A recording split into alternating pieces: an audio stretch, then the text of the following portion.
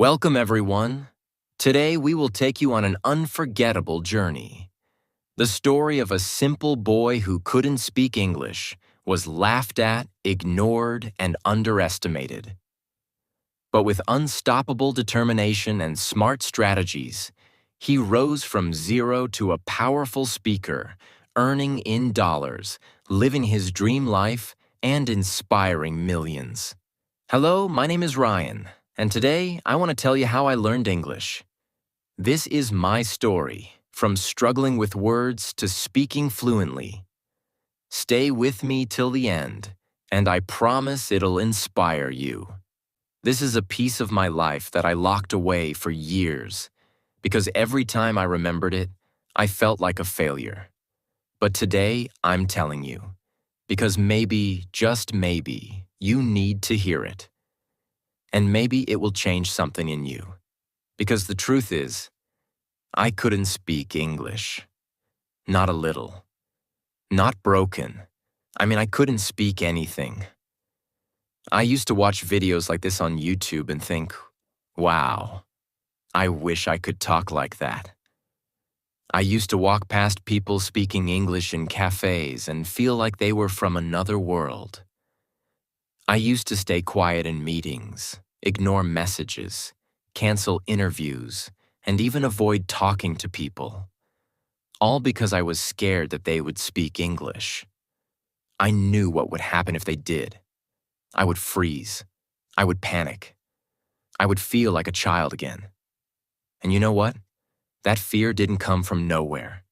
It came from one specific day, one very cold morning, the day I was rejected, the day I lost my confidence, the day that broke me, but also the day that started my journey. So sit back, put away distractions, give me your full attention, not because I'm a teacher, but because I'm just like you. It was Monday, January 14th, 2019, and the air outside was colder than usual in New Jersey. I lived in a small apartment in East Orange, on the third floor of a building that always smelled like old newspapers and burnt toast. My room was simple. A single bed pushed against the corner wall, a broken white desk that my neighbor gave me, and a tall metal lamp that flickered whenever I switched it on. That morning, I woke up around 5:30 a.m., even though my interview was at 9. Not because I needed that much time to get ready, but because I couldn't sleep the entire night. I had an interview at a company called Brightline Communications, a small customer support firm located in Newark. They handled tech support for online shopping platforms. Nothing glamorous, but for me, it was everything. I had been unemployed for 3 months, and my savings were down to $48.13. Rent was due in 12 days. If I didn't get this job, I didn't know what I was going to do. The job itself paid $14.50 an hour, 40 hours a week, which meant just enough to survive. I had applied online and received an email confirmation, and to be honest, that moment felt like winning a lottery. I spent the next 2 days preparing for the interview, but in all the wrong ways. Watching random videos, copying phrases I didn't understand, repeating lines like a robot. But the truth was, I didn't even know how to introduce myself properly. That morning, I shaved my face using cold water because our apartment hadn't had hot water for 2 days. I wore a navy blue shirt that I'd ironed 5 times just to make sure it looked professional. It was a little tight around the neck, but I buttoned it anyway. I didn't have dress pants, so I wore my only black jeans and cleaned my old sneakers with wet wipes. I wanted to look sharp, but I knew deep down that no clothes could hide the fact that I didn't feel confident. My fingers were shaking when I tried to tie my belt. I kept telling myself, just smile, just speak clearly, just be polite. But inside, I was falling apart.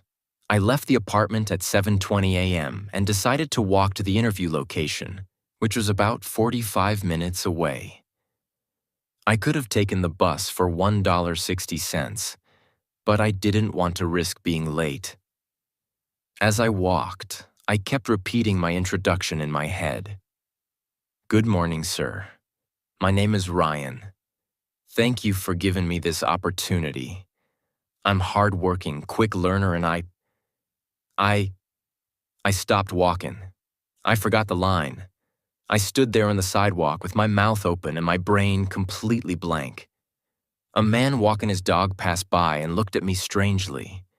I smiled awkwardly and kept walking, but I could already feel the fear building inside my chest.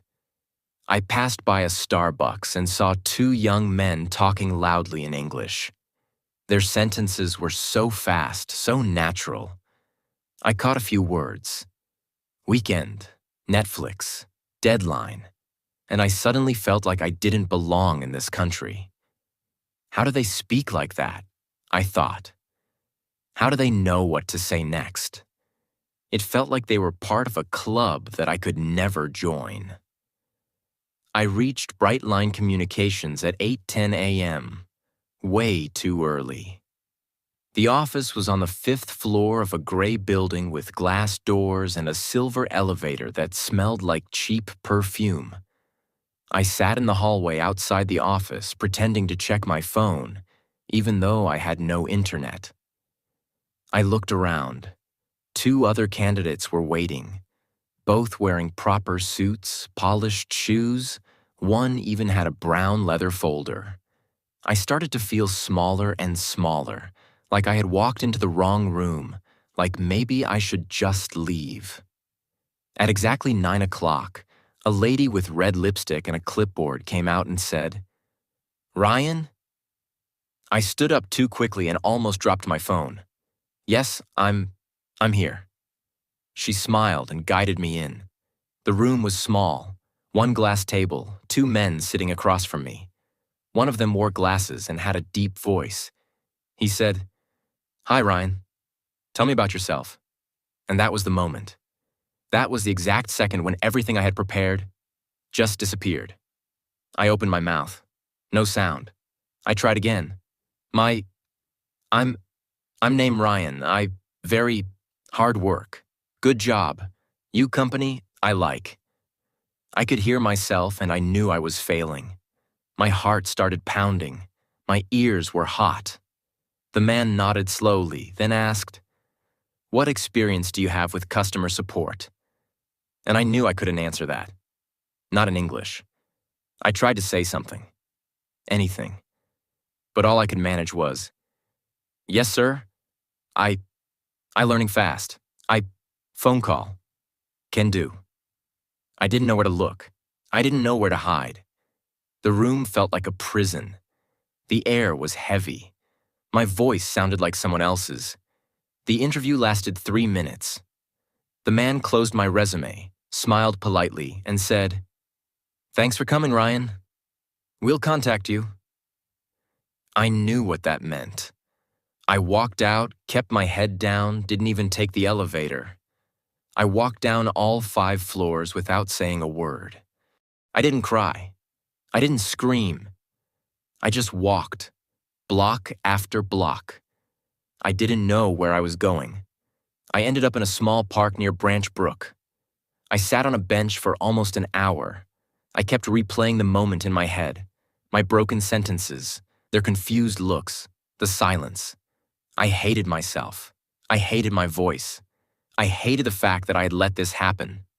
Again, I had applied to 5 jobs in the past, all rejected, all because I couldn't speak. And now, even this small job was gone. I looked around. People were walking their dogs, kids were laughing, everything was moving, everything had sound. And yet, I felt completely frozen, like time had stopped for me. That day, I went home and didn't speak to anyone. I skipped dinner. I turned off my phone. I just lay on my bed, staring at the ceiling, repeating one question again and again. Is this going to be my life? That night, I didn't eat. I didn't speak. I didn't even touch my phone. I lay on that single bed inside my cold apartment, still wearing the same tight navy blue shirt from the interview, my belt digging into my waist, my back aching, my throat dry, and my mind completely broken. For the first time in my life, I felt like I had nothing. No job, no money, no skills, no self-respect. Just a cheap phone with no data, a broken desk with 3 books I never read, and an invisible wall between me and the world. The English language. And as I stared at the ceiling in silence, something in me snapped. A thought came into my head like a whisper, so soft I almost ignored it. No one is coming to save you. I sat up. My room was dark, except for the streetlight outside the window.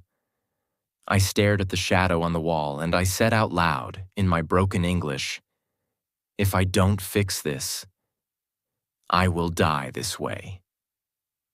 That night, January 14th, 2019, I made a promise that changed my life. I didn't care how long it would take. I didn't care how hard it would be. I didn't care how many times I would fail again. I was going to learn English. Not try, not maybe, not a little bit. I would learn it so well that no one could ignore me ever again. And I started that very night. Not next week, not tomorrow. Right then. At 1:32 a.m., I opened the drawer beside my bed, took out an old notebook, and wrote one sentence at the top of the page. I speak English fluently. I just don't know it yet. I didn't even know if that sentence was grammatically correct. But I didn't care. It felt true. It felt powerful. It felt like the beginning. I created a system, not based on apps, not on expensive courses, not on fancy schools. Just pure hunger, pure discipline, and real actions. Here's exactly what I did. Step by step. Day by day. Step 1. I started with my mouth, not my ears. Most people begin by listening or reading, but not me. I had a mirror in my room, tall, cracked in one corner. I stood in front of it at 2 a.m. and said, "Hello, my name is Ryan. I am learning English." It felt strange, robotic, unnatural, but I repeated it 10 times. And I did it again the next day, and the next, every morning and every night. Then I moved to, "Today I woke up early. I will go to the store. I am not afraid anymore." Each sentence was simple, but it forced my mouth to get used to the sounds. I wasn't just learning English. I was becoming a speaker. Step 2. I created a survival English wall. I took paper and taped it all over my wall. One paper said, "How to order food in English. I'd like a sandwich, please. Can I get a coffee with milk? Do you accept card?" Another paper said, "How to answer the phone in English. Good morning, this is Ryan speaking. How may I help you today? One moment, please." I added a new paper every 3 days. Soon, my entire wall was covered. I didn't need a classroom. My wall became my teacher. Step 3. The 1-1-1 method. This was my secret weapon. I still use it today. 1 hour, 1 topic, 1 result, every single day. Day 1. Topic: talking about yourself. I spent 1 hour watching YouTube videos on self-introductions. Wrote down 5 key sentences. Memorized them. Practiced them 10 times in the mirror. Then I recorded myself speaking those 5 lines. At the end of the hour, I didn't just study. I had a result. I could now introduce myself better than yesterday. I did this every day. Day 2. Asking for directions. Day 3. At the grocery store. Day 4. Describing my job. Day 5. Talking about my family. Day 6. How to give your opinion. Day 7. Small talk with strangers. and I kept going. Step 4. I built my English identity. I started writing everything in English. To-do list, English. Dreams, English. Thoughts, English. I even gave myself a rule. From now on, Ryan only thinks in English. I made mistakes, so many mistakes, but I wrote every single day. Today, I feel lonely, but I keep going. My dream is to speak in front of people one day. I am scared but proud. I am learning. I wrote with broken grammar. I used Google Translate sometimes, but I kept writing. One day I wrote, I believe in myself. I believe in my voice. And when I read it out loud, I cried. Because for the first time, I did. I didn't have money for English classes, but I had imagination. I turned my apartment into an English-speaking country. I changed my phone's language to English. I renamed every item in my kitchen with sticky notes. I didn't care if I was alone. I treated every day like English was normal. Because if you don't live in an English country, you must build your own. Step 5. I started recording my voice every day. This was painful. I hated my voice. I hated my pronunciation. But I forced myself to do it. Every night before bed, I would sit on the floor, open the voice recorder and say, "Today, I learned." Then I would talk for 3 minutes about anything I practiced that day. It felt weird at first, but on day 9, I listened to day 1, and I smiled because I heard progress. Step 7. I stopped apologizing for my English. This was the biggest shift. At first, I used to say, "I'm sorry for my English. My English is not good. I can't speak well." But then one day, I looked in the mirror and said, "Stop saying sorry. You are learning. You are trying. That's not weakness. That's courage." From that day, whenever I spoke to anyone, I smiled, I spoke slowly, and I didn't apologize. Because mistakes are not shameful.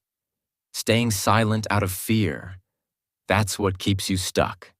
On February 9th, 2019, exactly 26 days after the failed interview, I applied again to another company. This time, it was Allied Contact Solutions, a small firm that handled inbound customer calls. I walked in with confidence. I spoke slowly. I used short, clear sentences. I smiled. And guess what? They hired me, on the spot. $15 per hour, 40 hours per week, weekly pay, my first job, in English. I remember standing outside the building afterward, looking at the sky, tears in my eyes. Not because I got the job, but because I kept my promise. When I walked into the office of Allied Contact Solutions on my first day, it felt like walking into a different universe. The air was cold with the hum of air conditioners, and people spoke with confidence, laughter, and smooth English.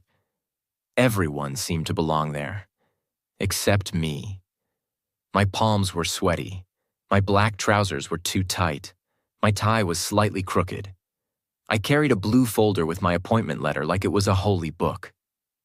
I sat down at the front desk, waiting to be called. My name tag read Ryan in bold. Just Ryan. No one knew the storm inside me. I was assigned to a small cubicle with a desktop, a headset, and a piece of paper that said, "Talk slow. Smile. Be kind." That was the company's motto. I read it 100 times that day. At 11:42 a.m., I got my first real customer call.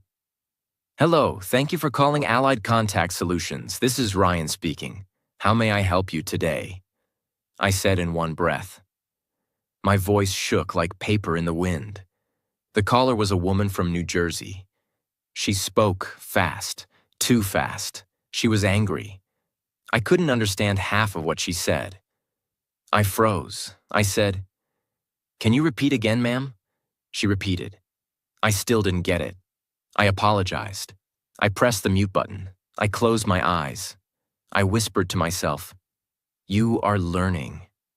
Breathe. I unmuted and said, "Ma'am, thank you for your patience. Let me help you right now." I solved her issue after 9 minutes, but my hands were trembling the whole time. When the call ended, I put the headset down and almost cried. Not because it was hard, but because I didn't give up. I stayed. I faced it. I finished the call. For the first 2 weeks, I made many mistakes. I said he instead of she. I pronounced receipt as recipit. I said I am agree instead of I agree. My teammates laughed sometimes, but not in a cruel way. They liked me because I tried. I smiled. I greeted everyone with, "Good morning. How are you today?" I stayed late after work. I cleaned my desk. I thanked people. I helped others when I could. One girl, Jessica, from the next cubicle once said, "You know, Ryan, your English isn't perfect, but your attitude is." That stayed with me. I built a powerful routine after work. No partying, no distractions. I was on a mission. I made a plan called the Real Fluency System. Here is what I did every single day after work. The after-work reflection. Every day, 6:30 p.m. to 7 p.m. I would walk home and talk to myself in English out loud. Today, I handled 32 calls. I learned how to say, "Could you please spell that?" I made a mistake, but I said sorry politely. I would record this on my phone every day. I called it my daily English diary. Vocabulary building. 7:15 p.m. to 8 p.m. I didn't just read words, I collected them. I created a notebook with these 4 columns. Word, meaning in easy English. Example sentence, my own sentence. For example, word, apologize, meaning to say sorry. Example, I apologize for the delay. My sentence, I apologize when I make mistake at work. Every night I learned 5 words, not 50, just 5. But I used them in sentences. I spoke them. I owned them. Pronunciation practice, 8:15 p.m. to 9 p.m. I opened YouTube and searched for pronunciation videos. I paused after every word and repeated 3 times. Comfortable, entrepreneur, schedule. I practiced tongue twisters too. She sells seashells by the seashore. Red lorry, yellow lorry. Peter Piper picked a peck of pickled peppers. I laughed. I failed. I tried again. My tongue started dancing with English sounds. Real-life English simulations, 9:15 p.m. to 10 p.m. I acted like I was in real situations, ordering food. "Hi, can I get a chicken sandwich, please?" "No onions. Thanks." Talking to HR. "Excuse me, I had a question about my salary slip." Small talk. "How was your weekend?" "Oh, really? That sounds fun." I would stand in front of the mirror and practice like an actor. Weekly public speaking, every Sunday. Every Sunday, I recorded a 3-minute speech on a topic. Week 1. Why I want to improve my English. Week 2. My biggest fear. Week 3. How I stay motivated. Week 4. One thing I want to change about myself. I shared these on a Facebook group for English learners. Some people ignored, some laughed, but many supported. And I grew. My English mindset shift. I stopped using the word perfect. I changed it to progress. I told myself daily, fluency is a journey, not a test. You don't need fancy words. You need real ones. Speak, fail, learn, repeat. I celebrated every small win. If I understood a fast sentence, victory. If I made a new friend at work, victory. If I stayed calm during a difficult call, victory. I remember this day clearly. My supervisor, Steve, came to my desk. He said, "Ryan, can you take this client escalation? The guy is furious, but I think you can calm him." He trusted me. I took the call. The man was loud. He had a strong accent. but I stayed calm. "Sir, I understand. Let's work through this together." I listened. I apologized. I offered a solution. After 14 minutes, the man said, "You know what? Thanks, Ryan. You're the first guy who actually listened." When I hung up, my teammates clapped. Not because I was perfect, but because I had become someone they could count on. Maybe I can become fluent. Maybe I can help others too. At work, more and more people started noticing me. My supervisor said, "Ryan, your calls have become smoother. Great job." A senior teammate said, "You speak like someone who's lived abroad." That evening, I didn't just smile. I went home, looked into the mirror, and for the first time, I said in English, "I am proud of you." I knew I was doing okay, but I wanted more. I didn't want to just answer phone calls. I wanted to give speeches, have deep conversations, write stories, and teach English to others who felt lost like I once did. So I created a new system. I called it Deep Fluency Immersion. It wasn't just about reading books or watching videos. It was a full lifestyle system. Let me explain each part in detail. The language zones method. Every room, one purpose. I divided my small apartment into different zones. Kitchen equals vocabulary zone. I stuck small paper notes on every item. Salt, spoon, stove, cupboard, frying pan. Every time I cooked, I said the names aloud. I'm turning on the stove. Now I'm adding 2 spoons of sugar. The kettle is hot. I described my actions in English. Bedroom equals listening plus thinking zone. I listened to English audiobooks before sleeping. I also made it a rule. No thinking in my native language before sleep. I would lie on the bed and think things like, "Tomorrow I will ask my boss about the new customer report. I hope the weather is cool. Maybe I'll wear my blue shirt." At first it was hard, but day by day, my thoughts became faster and more natural in English. Bathroom equals speaking practice zone. I printed 10 questions and stuck them on the mirror. How was your day? What are your future goals? Every morning, while brushing my teeth, I answered those questions aloud. I didn't care how silly I looked. It was my training ground. The 1-hour mirror challenge. Once a week, on Sundays, I did something powerful. I stood in front of the mirror and spoke for 1 full hour. No script, no preparation. I picked one topic, for example, my childhood memories, or why I want to be successful, and spoke for as long as I could. At first, I could only manage 5 minutes, but I didn't give up. After a month, I was speaking for 20 minutes. After 2 months, 40 minutes. By the end of the 3rd month, I could speak fluently for 1 hour without stopping. I recorded myself, listened, corrected my mistakes, and did it again. This challenge built fluency, confidence, and clarity like nothing else. English expressions and idioms. Break the ice to start a conversation. Once in a blue moon. Something that happens rarely. Spill the beans. To tell a secret. My weekly goals. Learn 10 new phrasal verbs. Give feedback in English at the meeting. Call my friend and speak only English for 30 minutes. Every day I stood in front of that wall and repeated things out loud. It wasn't just a wall.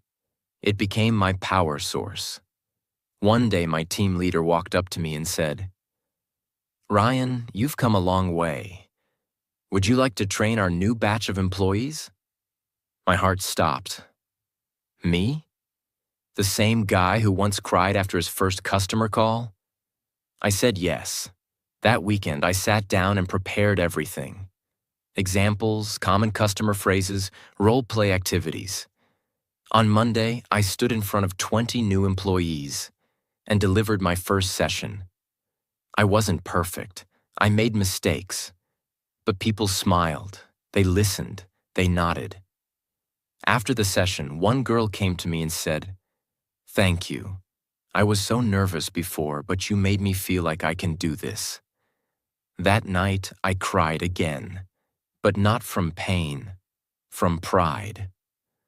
1 year later, I was invited to speak at an event called English Rising Stars in my city. There were 400 people in the audience.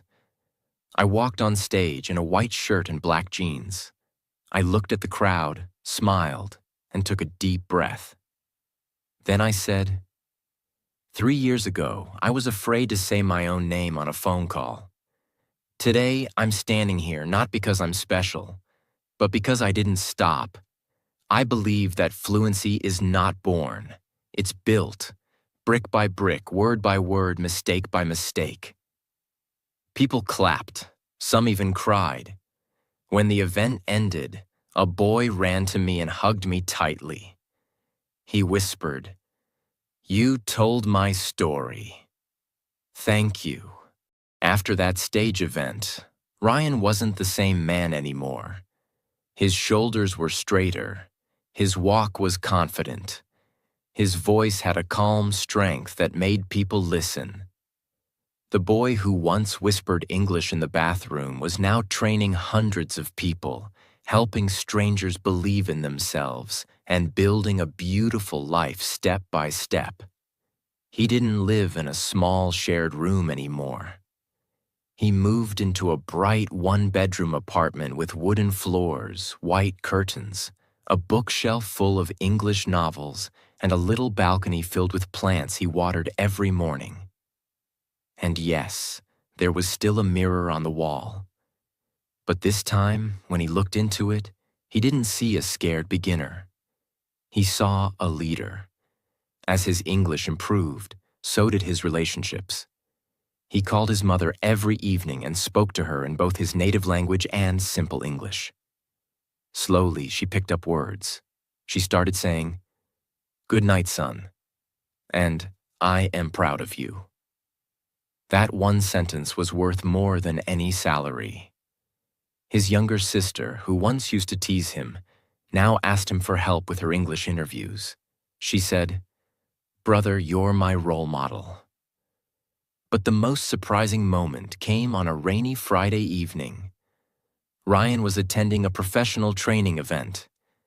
During lunch break, a girl with a soft smile and curious eyes came to him and said, "Hi, I've been watching your sessions. You speak beautifully." Her name was Naina, 26, a graphic designer who had also struggled with English in the past. That first conversation was short but special. Over the next few months, they talked more. Not just about work, but about their childhood fears, dreams, favorite food, future goals. Ryan told her, "One day I want to buy a Mercedes, not just to show off, but to remind myself how far I've come." Naina smiled and replied, "Then I'll sit beside you and we'll go for a long drive." And just like that, Ryan found love, not just with a person, but with a life he once thought he could never have.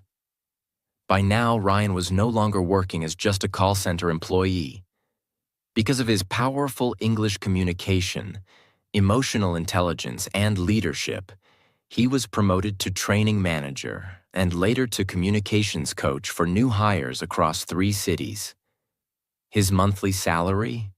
$5,000 per month. He paid for his sister's college. He renovated his parents' old kitchen. And he started saving for something big. 2 years later, on his 30th birthday, Ryan walked into a car showroom. He had been dreaming of this moment for 8 years. He placed his hand on the car, Mercedes-Benz G-Class, G-Wagon, and whispered, "We made it." When he drove it out of the showroom, his eyes were wet.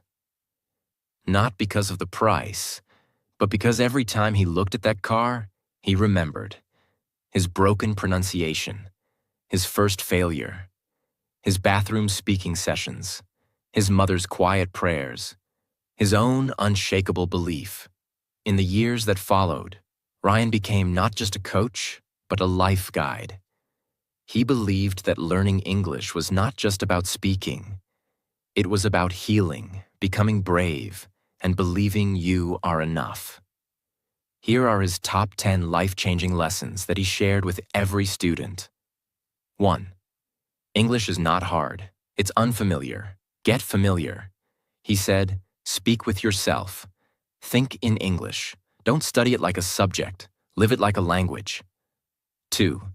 Fluency is not fast speaking. It's clear, confident speaking. Slow down. Pause. Be calm. A powerful speaker speaks with heart, not just with words. 3. Practice doesn't make perfect. Practice makes progress. He reminded everyone, perfection is a trap, but progress, that's victory. 4. Learn English the way babies learn. See, hear, speak, daily. No grammar books at first. Listen, repeat, use, just like children. 5. Use mirror method daily. Speak to yourself every day. Even 5 minutes a day in front of the mirror can change your confidence. 6. Use describe the action method. Every time you do something, describe it in English. I am opening the window.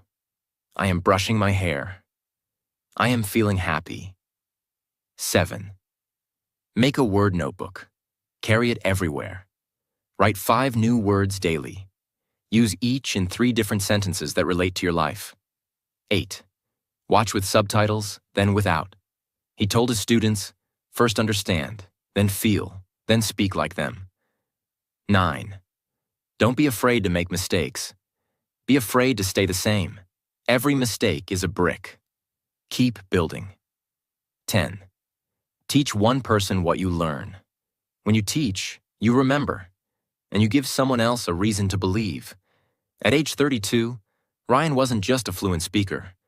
He was a leader, a son who fulfilled his mother's dream, a brother who inspired, a partner who supported, a man who turned pain into power, a human who never gave up.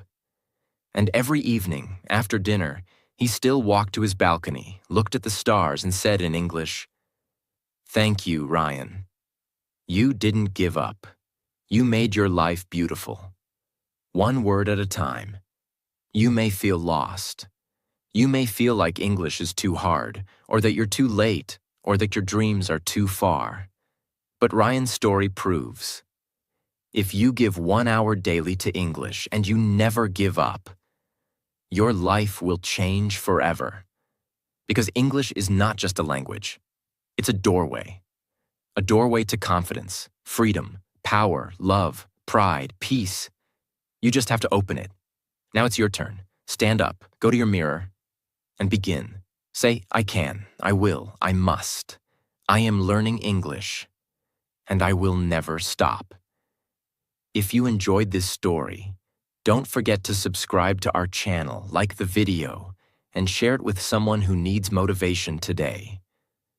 Your support means the world to us.